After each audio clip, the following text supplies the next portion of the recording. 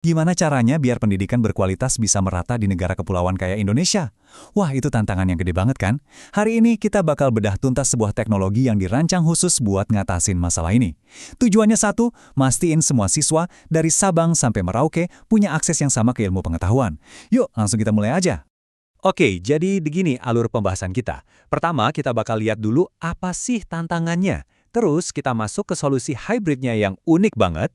Habis itu kita kulik gimana caranya bisa belajar tanpa internet sama sekali. Kita juga bakal intip kelengkapan fitur sekolah digitalnya. Dan terakhir, kita lihat bukti nyatanya di lapangan. Siap? Oke, sebelum kita ngomongin solusinya, kita harus paham dulu dong masalah akarnya apa.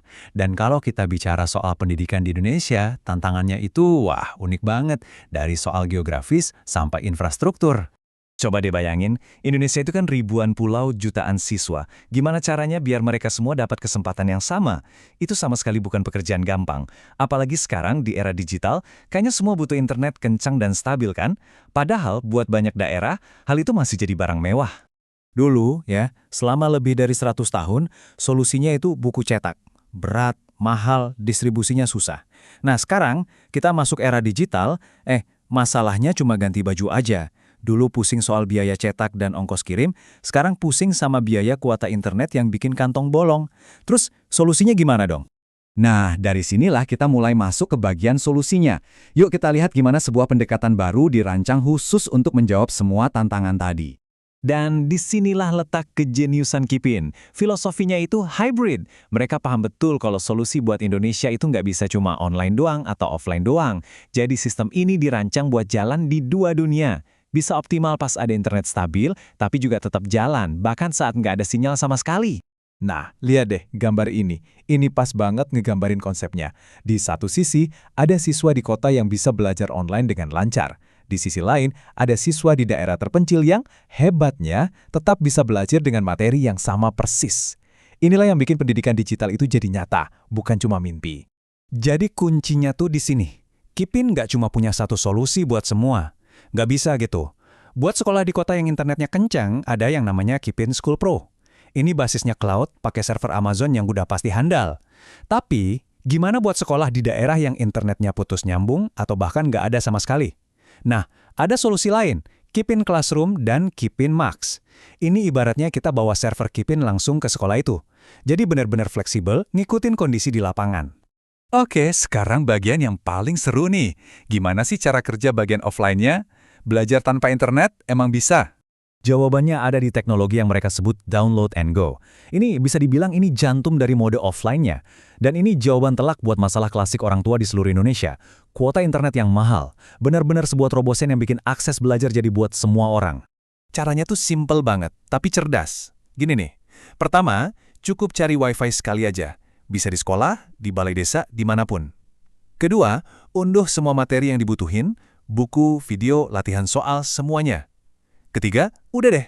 Setelah itu, internet bukan lagi masalah.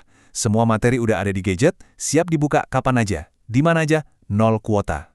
Ini kan benar-benar menjawab keresahan banyak keluarga ya. Orang tua jadi nggak perlu pusing lagi mikirin beli kuota buat anak belajar. Tinggal unduh sekali buat sebulan, udah beres. Pendidikan jadi jauh lebih terjangkau dan gampang diakses.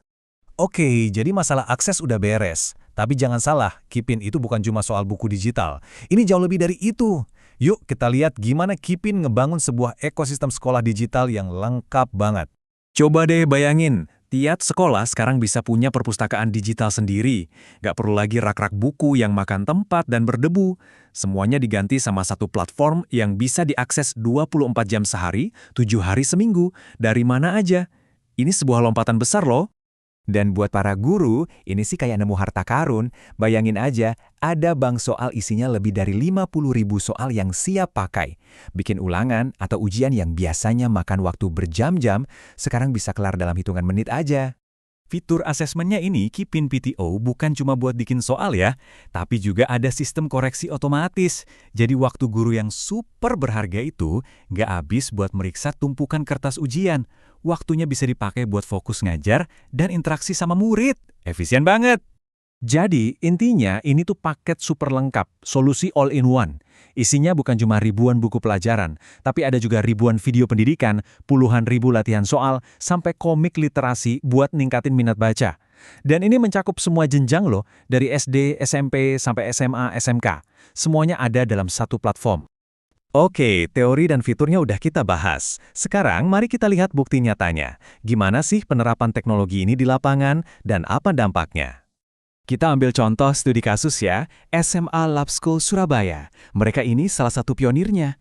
Sejak tahun 2018, mereka udah ganti tas sekolah yang berat itu dengan tablet. Dan yang keren, mereka udah pakai Kipin School Pro selama 6 tahun.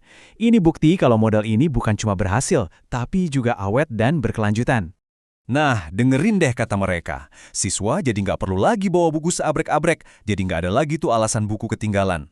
Buat guru juga, proses penilaian jadi jauh lebih gampang.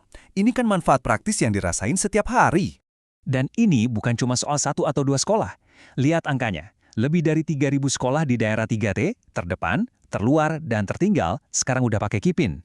Ini bukti nyata kalau misinya Kipin itu bukan cuma buat sekolah-sekolah di kota besar, tapi benar-benar untuk pemerataan pendidikan di seluruh Indonesia. Sebagai penutup, coba kita renungkan. Kalau teknologi bisa menghapus jarak, bisa menghilangkan hambatan ekonomi, kira-kira sebesar apa ya potensi sejati dari generasi penerus bangsa kita?